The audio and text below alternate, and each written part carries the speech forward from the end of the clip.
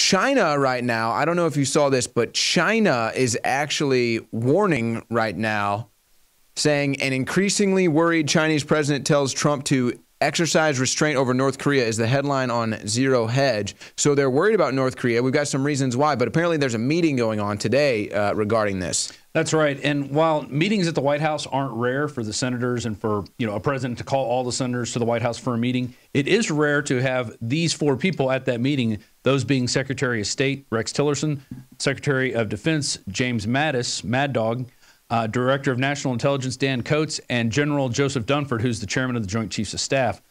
It's very rare to have those four men in the meeting. We have this, it's a Reuters article on Infowars.com right now, and you could read about that and what they're talking about. But I'm sure it has to do the same with what's going on in China, what China's been saying to us.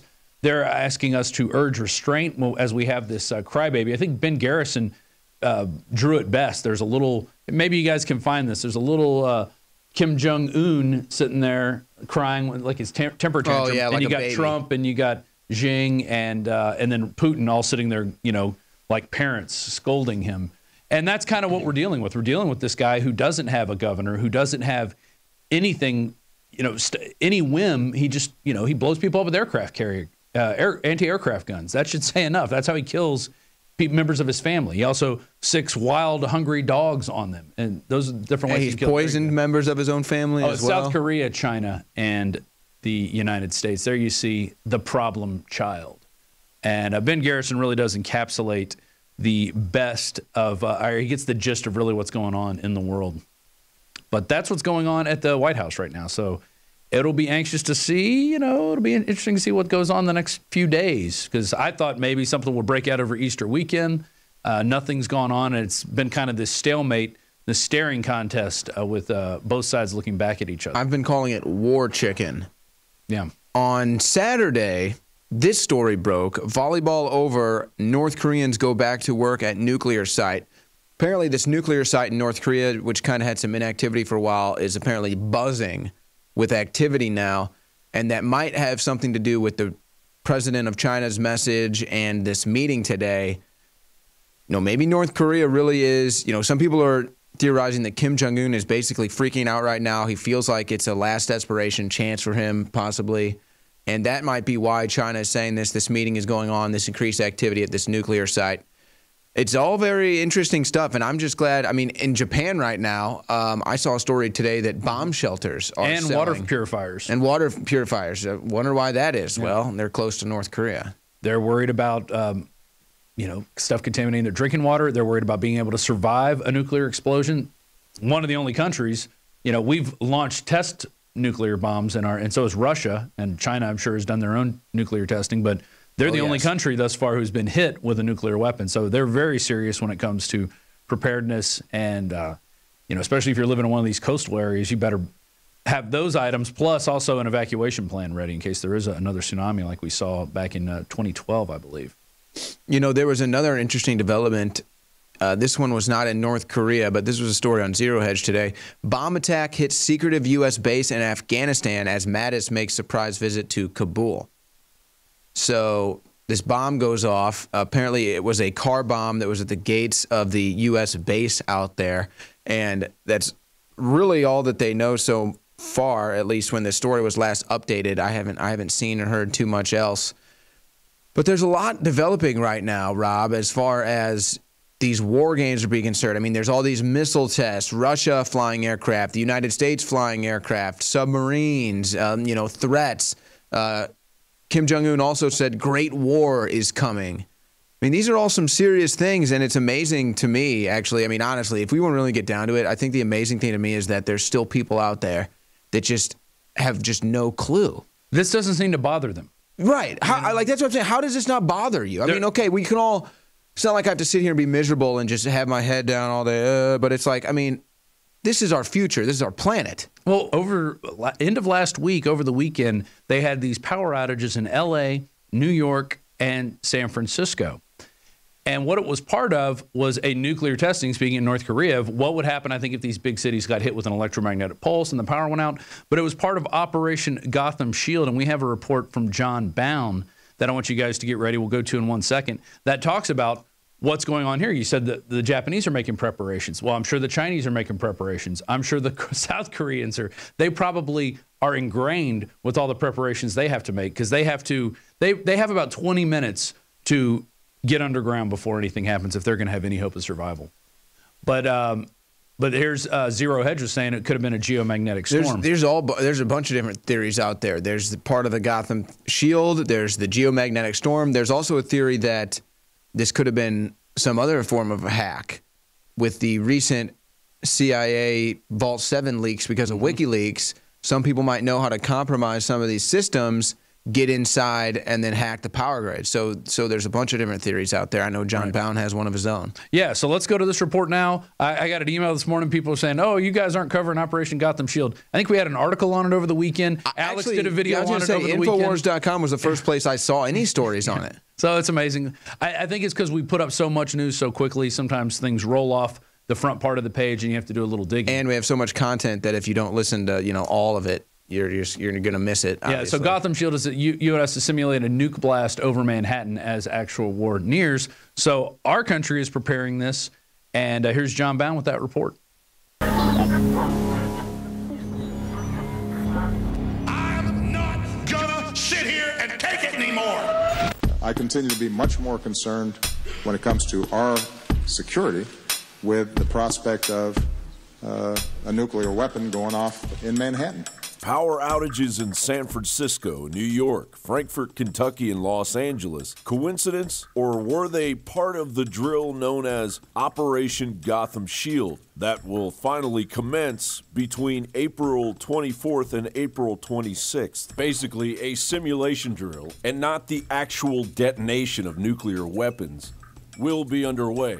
SHTF plan writes, during this exercise, 4 nuclear devices, 2 of which are rendered safe during the U.S. Department of Defense Vital Archer exercise, and 1 successful 10-kiloton detonation in the New York City, New Jersey area, along with 1 smaller detonation on the U.S.-Canadian border, are to take place. Among the organizations involved are the U.S. Department of Energy, the U.S. Department of Defense, U.S. Domestic Nuclear Detection Office, the FBI, FEMA, Northcom, State of New Jersey Office of Emergency Management, the State of New York Office of Emergency Management, and the City of New York Office of Emergency Management. Of course, when an undertaking of this magnitude occurs, caution dictates that we are again reminded of the outcome of previous government agency drills held days before and sometimes the day of that mirror actual world-changing tragedies. Nobody in our government, at least, and I don't think the prior government that could envision flying airplanes into buildings on such a massive scale. But that turns out not to be true. U.S. military planners did envision and practice those very scenarios.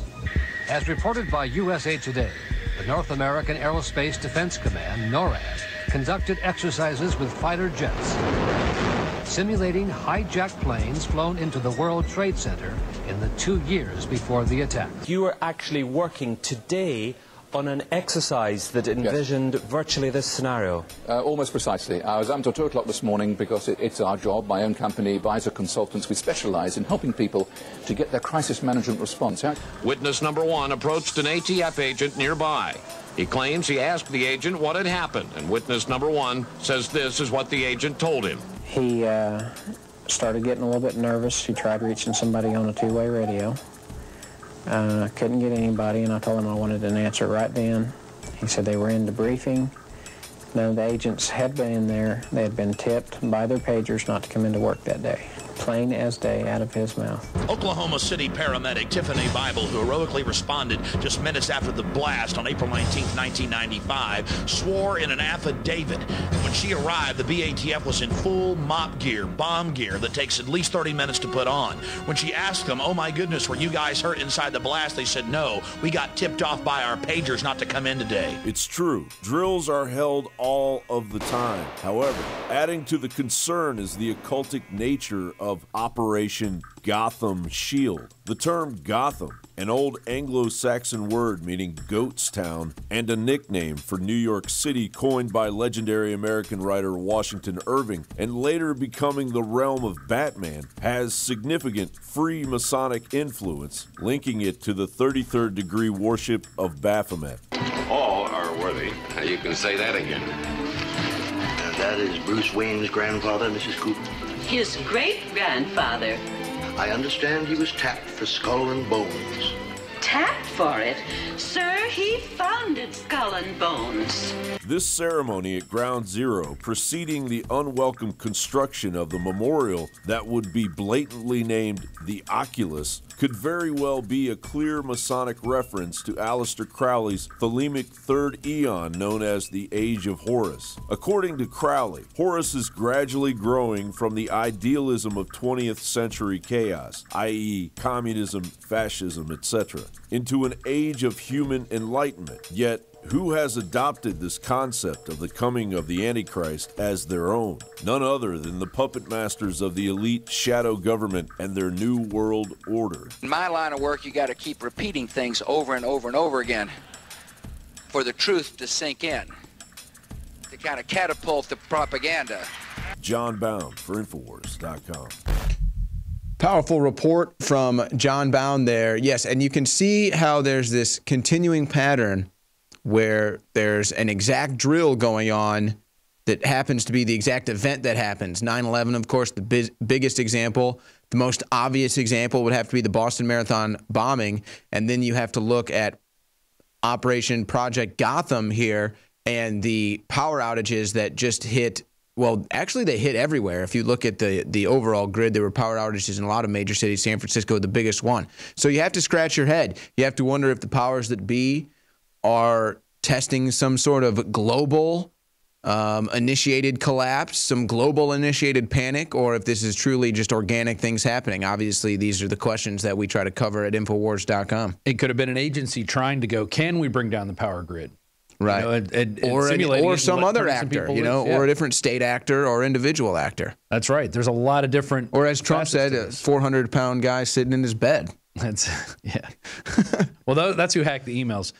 USA Today has a little bit of an update on what's going on at the Senate. One of their big updates was that it was Senate Majority Leader Mitch McConnell who organized the meeting. It wasn't Donald Trump asking people to show up. The White House was just serving as a place where that meeting could take place. And this maybe is on North Korea now. Well, maybe to limit leaks. Maybe they're going, if we have it in the Senate chamber, somebody's going to hear, somebody's going to leak it out. Let's bring them all to the White House. We know this place is secure. Maybe by now they've run security agencies. Or another thing that they sometimes do, and I actually think that the Trump administration or the Trump team has kind of done this before, is they'll have different secret meetings or different meetings with different groups, leak certain intel to a controlled group to try to see where that intel goes and who the moles are or where the leak's coming from. Yeah. So there's always that you could consider too. So, yeah, and exactly. So Sean Spicer was saying this is a Senate briefing convened by the majority leader, not a White House briefing.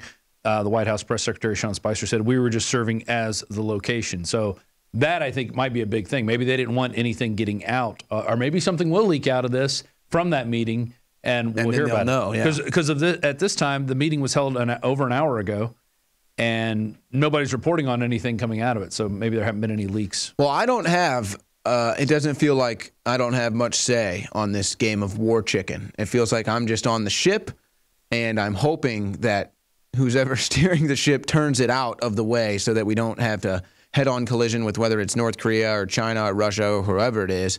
I'm hoping that whoever is steering this warship in this game of war chicken does not lead us to a head-on collision, because I don't think anybody really wants that right now. But I think there may be some powers that be that do.